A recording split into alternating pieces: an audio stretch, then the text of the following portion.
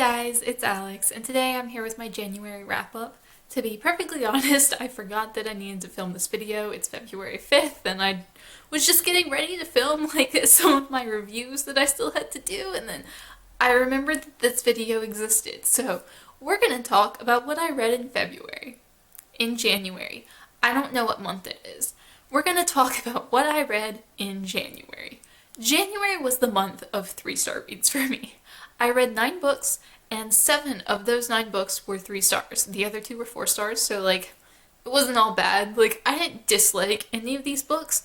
They were just 3 stars. So I feel like this month is a very good illustration on what 3 stars can mean and the variety of 3 stars that I give out. So let's get into everything that I read in January of 2020. The first thing I read was The Starless Sea by Erin Morgenstern. This, of course, got 3 stars. This is an adult fantasy novel about stories within stories and things and such. I'm not really sure. I read it and I couldn't describe it. I could describe The Night Circus to you very well. I think that was a lovely book. I think The Night Circus was very atmospheric and gorgeous. The Starless Sea was confusing. It was very convoluted. There was a lot going on. Like I said, there were lots of stories within stories. The main character, I don't even know how to describe his journey, but he goes underground into this place where they have magic, and he meets fate, and fate is doing things, and time is doing things, and the moon has fallen in love with somebody, possibly the sun, and there are lots of bees doing things, and I don't know. Pretty much this is my thoughts on this book. It was weird and convoluted and boring, and I never quite figured out what was going on, but I got to a point where I stopped trying to figure out what was going on because I really didn't care, because it was too much by that point. Because when I was reading The Night Circus, I was very confused in that book as well, until 150 pages into the book. I was confused, didn't really understand what was going on, but around that mark, by the time I got halfway through with The Night Circus, everything had clicked into place, and everything was so lovely and so perfectly fitted together.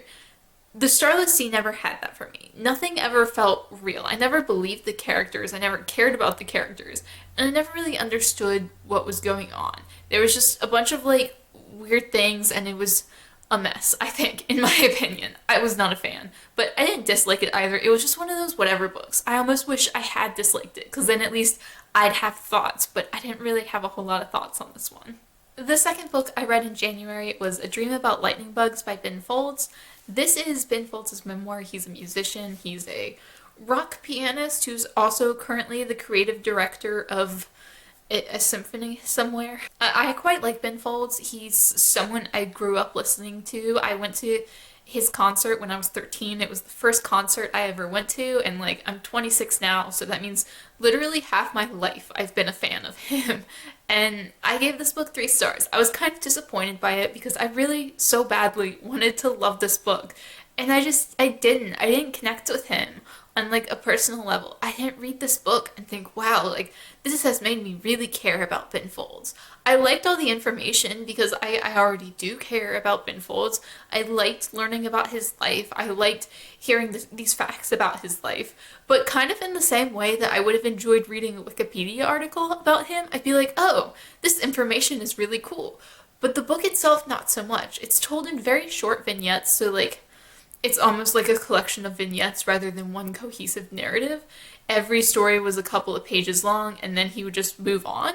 And it was all chronological, but not necessarily directly related to each other, so they felt short essays rather than chapters of a book. And I don't know. It was 3 stars. It was fine. I didn't dislike it. I'm glad I read it. I actually plan to listen to the audiobook at some point in a few months. I have it on hold at the library. So I clearly didn't like it. I think it was worth reading, especially for me and anyone who's a Ben Folds fan. I definitely wouldn't say don't read it. If you're interested in learning more about his life, for sure pick this up because his personality comes through so well. But just in general, there didn't seem like there was a whole lot here, and I didn't connect. I really want to connect with people when I'm reading their memoirs, and I felt so disconnected this entire book. Then I read Pieces of Her by Karin Slaughter, which, again, 3 stars.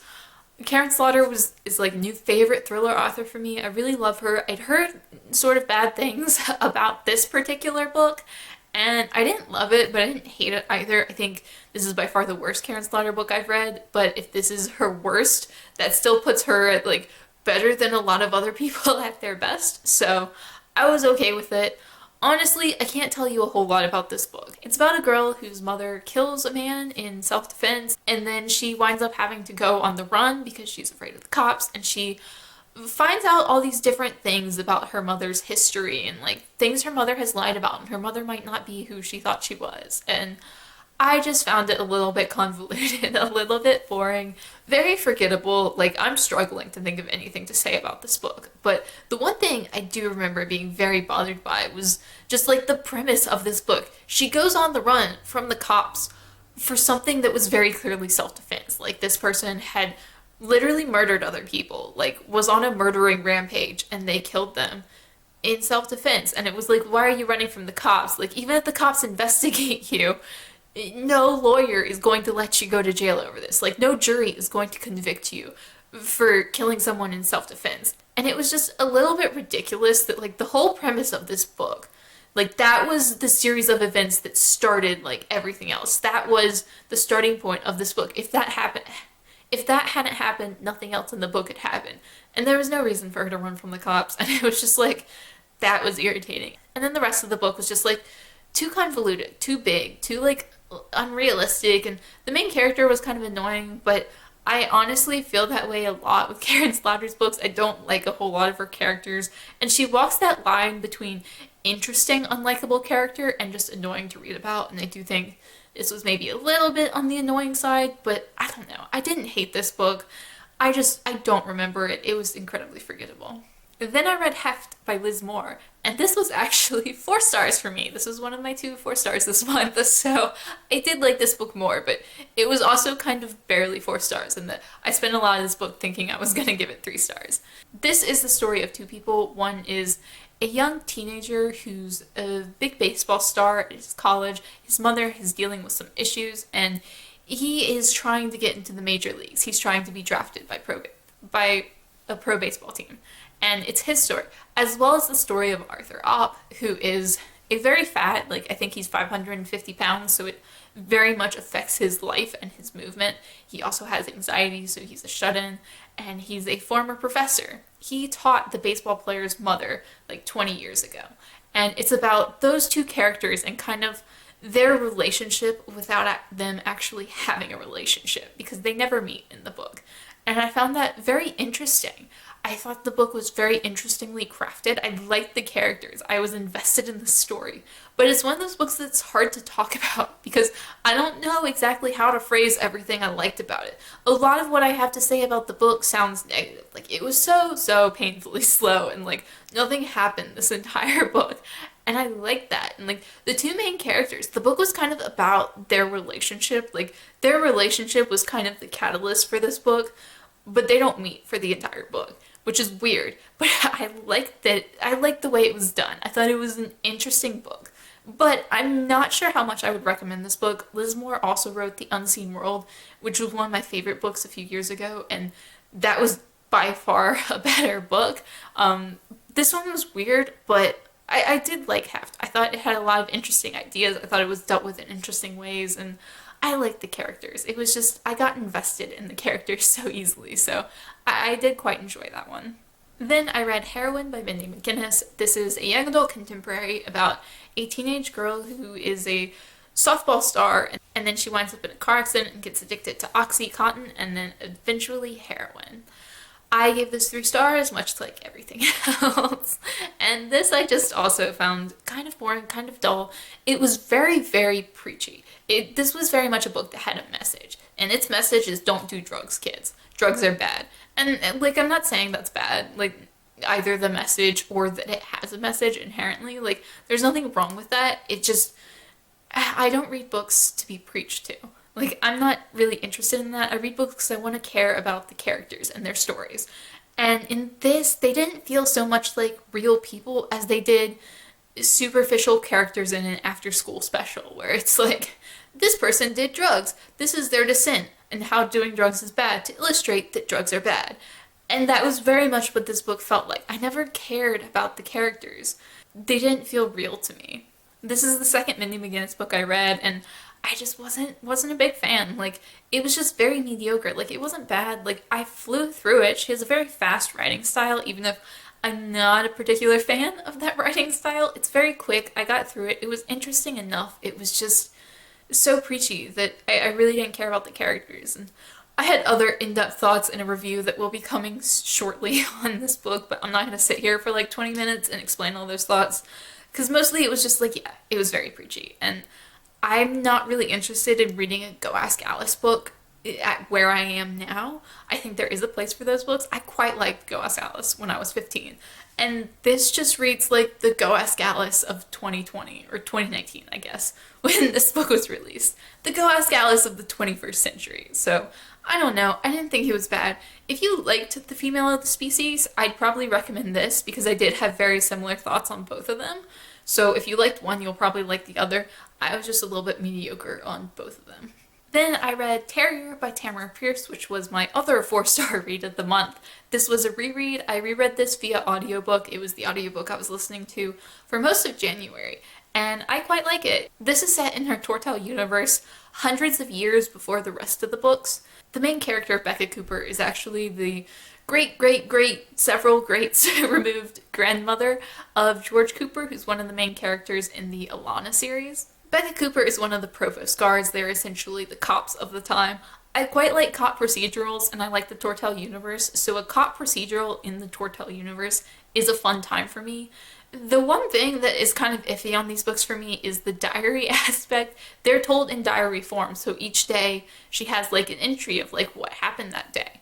And it's very much one of those fake diaries in that it doesn't read like someone actually writing a diary. It reads like a book. It reads like prose. Because A, someone is not going to sit down after having a long, hard day and then write thousands and thousands of words and remember everything exactly down to like dialogue tags and like every single detail. It's not realistic.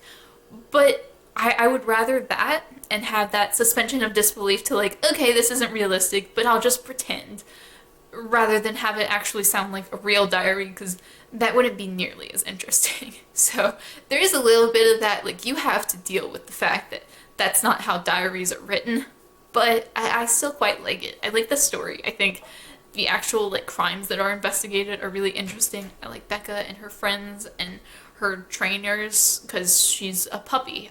Puppy is what they call like the trainers, because the cops are called dogs, and it's a really cool world, and I really like the story. It's just, I don't know, the diary aspect is weird, but I would recommend this if you're reading the Tortel universe. I think the diary aspect is definitely going to throw a lot of people, and the fact that it's a very slow book because of the diary aspect. It's just her day-to-day life, and sometimes very exciting things happen, and sometimes it's just an average day. But I like that aspect, and I really like this book. I wasn't a particular fan of the other two books in the trilogy, but I'm going to be reading those shortly, and I'm interested to see what my thoughts will be. Then I read Medellin Kids by Edgar Cantero. This is an adult supernatural horror spoof, kind of, on Scooby-Doo. That's why it's called Medellin Kids. Also, Enid Blyton. It's on her Famous Five books. I think they're called the Famous Five. I think this was originally more heavily based on the Enid Blyton books, but when he pitched the idea, apparently, none of the editors he pitched to had heard of that, so he just quickly switched it to Scooby-Doo. This is a Scooby-Doo spoof. And that's kind of what it is. It's just these kids, like 10, 15 years later, they've all grown up. They're like 25 now. They're grown up and they're screwed up and they're returning to their last case because something went wrong and they don't think they fully solved it. And one of their members is dead. One of them was in a mental hospital because he has hallucinations and all kind of things. One of them is like on the run from the law, and there's a lot going on in this book. It's very weird. I gave it 3 stars. Everything else I gave 3 stars this month because I already hit the 2 books that I gave 4. But yeah, it was just weird. The monsters were weird, the situation was weird, and I kind of liked it. Like, I did like this book. I enjoyed this book. I thought it was very worth reading. But it was also one of those books where the joke kind of ran thin after a while. Like, it was very funny. It actually made me laugh. Not a whole lot of books make me laugh. But it was very much the kind of book where if it had a sequel, I would not pick up that sequel. Like, I don't think I could handle another book like this. It also has an interesting writing style. It's written kind of like a movie, so that some things sound like set descriptions, or like it'll be like the camera panned left over the town or something like that. That like it's written like a movie, and I found that very interesting and honestly very visual, because I usually have trouble visualizing in books, but I did think this one I had an easier time with it than I normally do, which was nice. And I liked the characters. I thought the characters were funny. It was over the top. It was ridiculous. Not to my taste, I will say. It's not exactly something I would ordinarily read, and it's not something I would like to pick up frequently, but I am glad I read this book, and I think if you would like the idea of like a cheesy B horror movie in book form, I would definitely recommend picking up this one, because it was fun and it was worthwhile, even if it was still only 3 stars for me. Then I read When You See Me by Lisa Gardner, which was her 2020 release. I read her books as they come out every year because I think they're fun. This is an adult thriller where they investigate a murder that has happened in a small town that might be connected to more murders and a serial killer and a conspiracy and all kinds of things, and it kind of just spirals out. There's a lot going on in this book. I gave it 3 stars, but I give a lot of Lisa Gardner's books 3 stars. They're just kind of like fun. This is actually the only book I actually have a review out for already, so I'll link that down below if you're interested in my in-depth thoughts. But pretty much my thoughts on this one, I really like Lisa Gardner's writing style. It's very fun, it's very easy to read, and it's one of those writing styles that like you don't notice it when you're reading it, because it's just like very, very easy. And I love that. That's what keeps me coming back to these books, honestly, is because it's the kind of thing where I will sit down and read it, and like it'll feel like 2 minutes and 50 pages have gone by, because it's just that kind of quick, easy fun. And I read these books for the fun, and they're very fun. I did think this one was very boring for the first, I don't know how long, like 150 pages. It dragged, and it was very boring, and I was so worried that I wasn't going to like it, or that it would be 2 stars. And it definitely picked up after that, but getting through 150 pages is kind of a big ask, so I don't think this is a good place to start for her. And the mystery itself was like a little bit over the top, a little bit convoluted, and my suspension of disbelief was sorely tested in this book, which I didn't like, because normally with thrillers, they get a lot of leeway from me when it comes to realism. I would rather a fun, interesting story than a very realistic one, for the most part. But this one was just like so ridiculous that I was like, that's not real. Like, this doesn't hit me hard because it doesn't feel real, and it was just a little bit too over the top. I didn't hate this book. It was 3 stars. It was fine. Like, it was not one of her worst books. It was not one of her best. It was just like fine, fun thriller. So I'll definitely continue reading her, but this is definitely one that is fading very fast, because I only finished it like a week ago, and it's already like a struggle to remember anything. And then the last book I read in January was my reread for the BookTube Rereadathon, and that was Sandry's book from the Circle of Magic Quartet. This is the first book. I meant to read all 4. I only got to this one, but I'm still reading them. I'm still finishing up. I'm finally on the 4th one, so those will come in next month's wrap-up. But I did read this one. I gave it 3 stars.